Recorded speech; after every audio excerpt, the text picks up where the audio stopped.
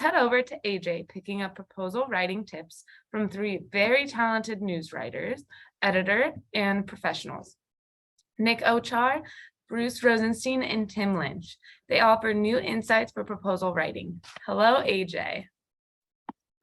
Where your challenge is identifying, scheduling, having meaningful conversations with the subject matter experts, right?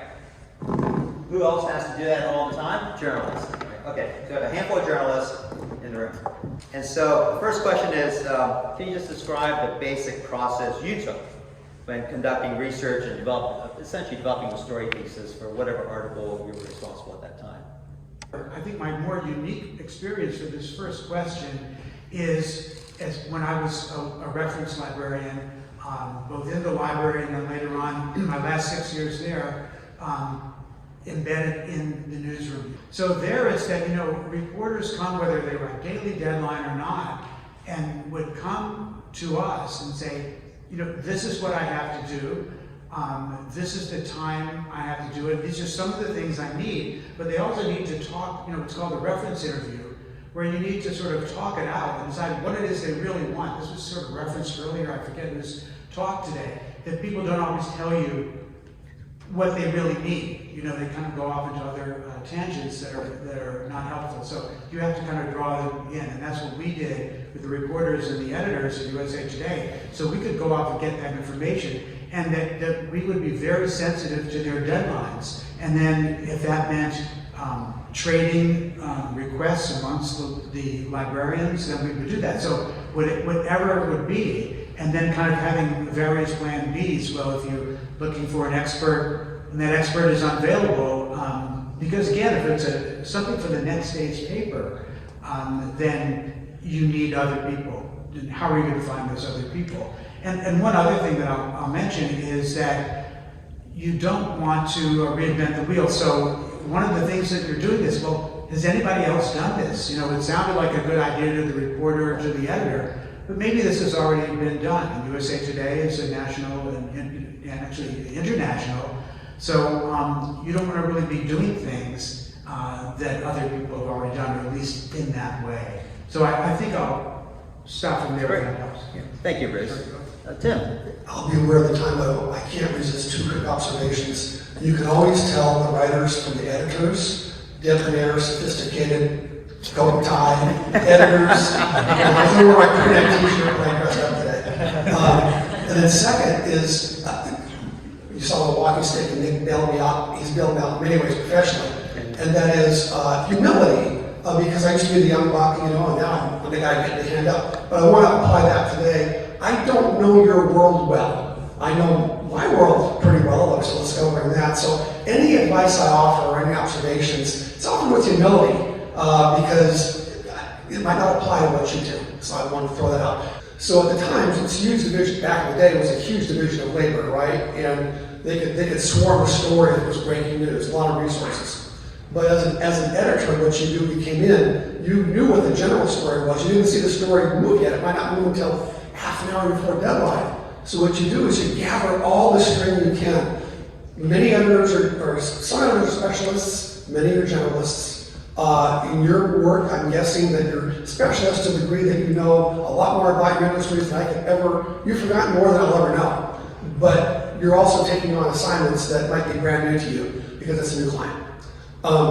So preparation and gathering string, I call it gathering string. It's no information you have from your previous projects should go to waste. Stash it, know where to stash it. Keep it, you never know. You don't want to copy and paste, obviously, but it's great references. And then the second thing is when it's go time, you don't. I'm gonna do like talk radio. Excuse me, not talk radio.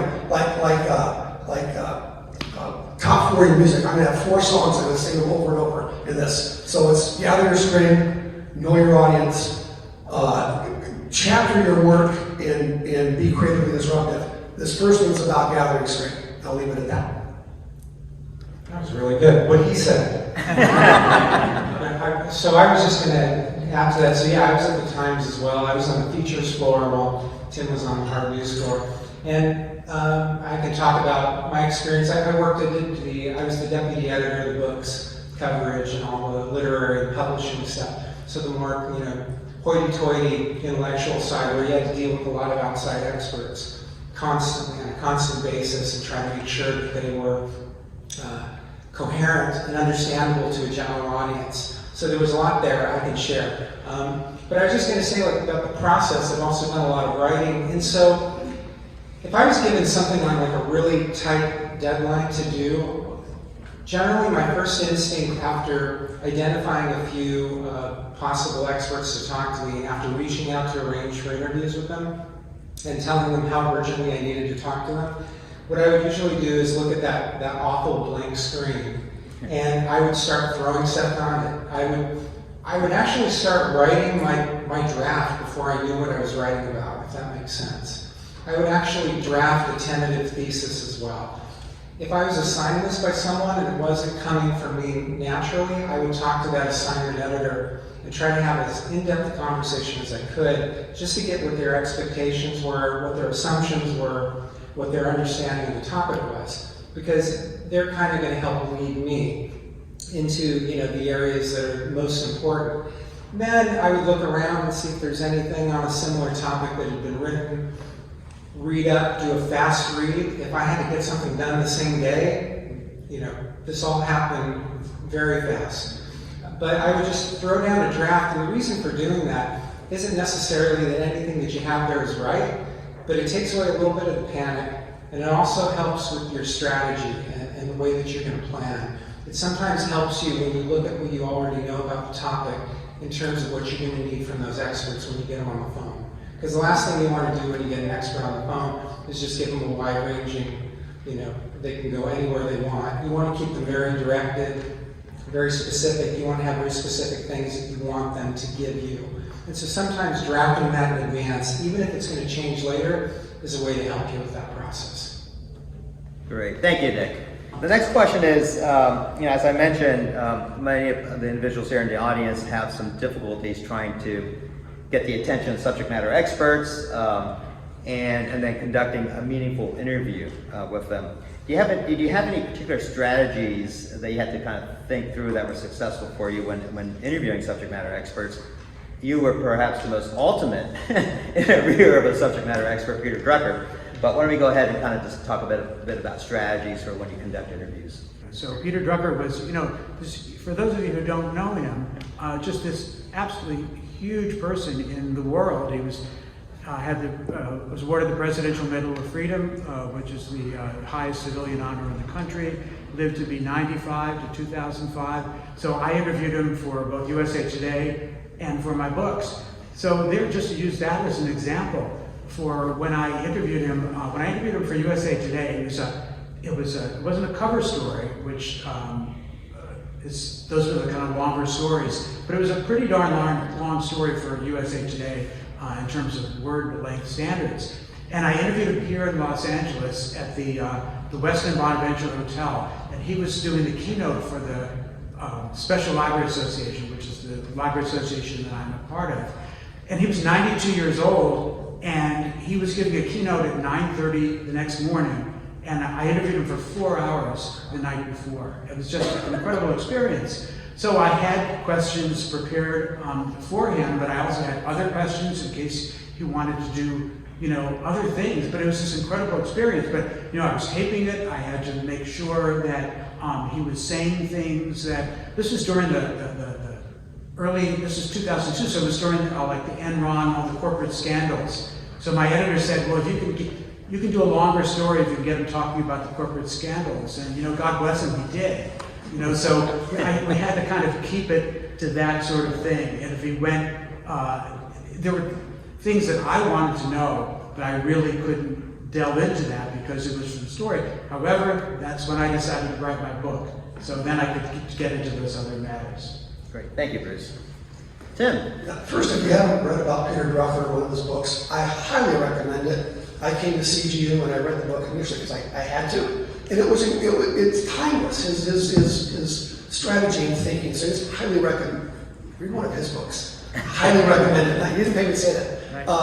So I'll now sing my second song, which is audience. In this regard, it's audience would be the people you want to reach out to, your subject experts. It seems so patently obvious, but know who they are. Magical device called Google. Figure out who they are before you make the call. Know about them. Second, there's probably 2 degrees of separation in your business. I know there is in ours. If you haven't talked to that source, she has. Talk, assuming you're not competing for maybe the same exact contract that day. Do a little intel on who your sources are. Do they like to be flattered? And I don't mean in a sanctimonious way, but do they like a little flattery? Do they like to get right to the chase? What is their personality? What are their time commitments? Figure that out. Form your time around that. You might have 15 minutes with somebody. You don't want to chit chat. But you might have somebody who has an hour and a half. And maybe in a previous conversation, they talked about dachshunds. Take notes. And the notes don't always have to pertain to exactly what the story is. Little intel there. And so then, and again, it has to be organic. You can't say, how are your dachshunds today? When you just talk about a new jet plane, that sounds stupid. But working those little tidbits in, if that person likes chit chat, helps. A good interview, good information gathering is always a good conversation. Yeah, and I go back to what I was saying before about, and Tim was mentioning about gathering string. I call it pre-writing, preliminary writing. Once you start drafting something out, even before you know completely what it's supposed to look like, that's going to help you when you go into the conversations with the experts, because then you're going to have a better sense of what each expert is supposed to provide to you for the finished piece. You don't want to be sitting there at the 40-minute mark in a 1-hour interview thinking, oh my God, this person has not told me anything I need yet. So what I would just try to do is, go into it and have, a set of bullet points, things that I need this person to tell me, and try to get them in the early part of the conversation, just in case they end up being quite a talker or something. And you know how it is with experts as well. We all dream that we're going to have the perfect, easy interviews, that they're going to get us these bite-sized nuggets that are beautiful, and that happens, right? Maybe now and then. A lot of the times they will ramble, maybe like I'm doing right now. And so what I would also tend to do when I'm talking to the expert is, while I'm taking my notes of what they're saying, I'm also trying to polish what they're saying as they're saying it.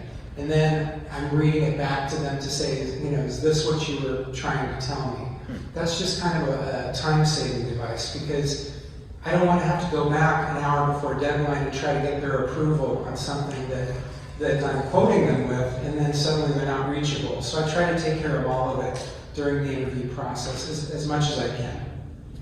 Great. Thank you, Nick, and Tim, and Bruce.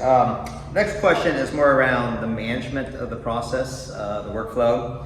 And so can you describe, each of you have worked in large editorial organizations, can you describe a little bit about how that process worked, how they assign stories, determine the length of stories? So many of us have to deal with page count limitations in what we write, how those things were approved, how, and kind of how involved was the editorial department in the creation and editing of the final form?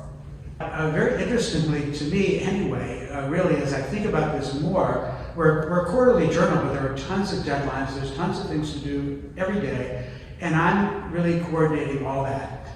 But AJ mentioned, the online, and really, most people's engagement now with us is online. We do a print version. I've got a couple in my bag that I don't have to give away, but if you want to take a look at it, it's a beautiful looking publication. But most people interact with it online now. But interestingly, and maybe this will change, all the deadlines are really done by when this print edition comes out. And that also goes for the page count. So we know how many stories, articles there's going to be based on the physical page count. And so I start with when all our production now is done in India. So when does that team in India need this particular issue? I work back from that. I develop the stories, at least most of them. I do some writing, but really I'm working with the other authors. It's leaders writing for other leaders, so we don't have staff writers, we don't have freelance writers. And then I'm dealing with the other sort of manuscript reviewers in Pittsburgh. So I'm just kind of managing that all the time, and it changes quarterly, but then there's all these different manifestations. There's the print, and there's the online, and there's even some gradations in the online process. So I'll kind of get Great. Thank you, Bruce. Tim? I just had a light bulb moment, although I don't know anything about your, well, I know this much about your profession, but what I'm gathering is you're given your assignments with a certain number of words or page count. If it's 65 pages, as a new guy, I would have been saying, I don't have to use all 65 pages. If I can be more effective in 58, I think Mark Twain is always credited with this, but I guess somebody else will say I would have written me a shorter letter, but I didn't have the time. So with that mindset, I would say if you have 80 pages, unless your boss is saying you've got to fill every last page, and then jump tab. Write shorter. Your writing will be crisper, and I don't want to take it away from the newsroom. Real quick on the newsroom, there's the plan day, and then there's the breaking news day. The plan day is reporters on their beat gather story ideas, pitch to their editor. Editor thumbs up, thumbs down, assigns a general length. Reporter writes a story, comes in a little long. They have a back and forth. It's either the reporter is persuading the editor that it should be that long, or it's discussed there and it's cut down.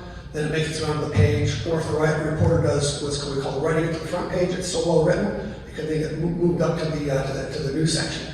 That's the traditional way of how an average day story goes. And then it goes through an editing process of multiple people second guessing. I tell people I made my living second guessing people as an editor. But then there's breaking news, which is a whole different thing, where you go through your day and it's it's 9:30 at night, and you think you have the A section locked up. And then news happens, traditionally defined as bad things happening to good people. And then you have to tear up the front page, and it just has a huge domino effect. At the Times, because of its scale, at least back then, you could do things by swarming a story. So I don't know if you can swarm things in your work here as deadline approaches, but I probably don't have the resources that my former employer had. It's probably changed a lot, like Bruce and Tim were saying, but I'm thinking back when I first started, one of my first editors would call me for a nickname for a while, 10 to 12. And the reason that I was called 10 to 12 is because whenever I would put a story on the budget, they asked me for a link, I'd say 10 to 12 inches. And it was always wrong. I always thought that the story was going to end up simpler than it turned out to be. And by inch 11, I was just starting to cook with gas and had a lot of things to say, and I ran out of room. So then I changed it to 16 to 18. Those were the old days. But the whole thing was there was a conversation going on between the writer and the editor, and it could be very collaborative, could be slightly combative, but that necessary channel of communication has to be there. So with whatever writers you're working with, I don't understand your field exactly, just as Tim was saying, but I would expect that you would want to have writers who you can have those conversations with, and that you don't simply send them off as a free agent and then just wait to see what they bring back, but that you have conversations along the way. The other part of it that I don't know if this would be helpful or not, because you're working with much larger formats, but at the grad school at Tim, I was editing the magazine there, and so a lot of times to determine how much I needed to write, especially for special packages with different moving pieces, I would talk to our designer very early and tell her what I had in mind. And then she would design it out, dummy it out, put dummy type, and give me a sense of the word count and the character counts, just so I knew before I started writing what I had, so I wouldn't waste time on some grandiose plan that I wouldn't have room for. Lauren Ipsum was your friend. Yes, still is. Good old Lauren. It's dummy Latin writing to fill in pages. It really helps you plan out the page. Yeah. Fantastic. Thank you, gentlemen. I think Tim, was you that suggested the Pointer Institute? Yes. Yes. And I spent some time on their website. It's fantastic. It really is. Incredibly inexpensive but high quality training. And so this is just an example of some of the courses they offer online.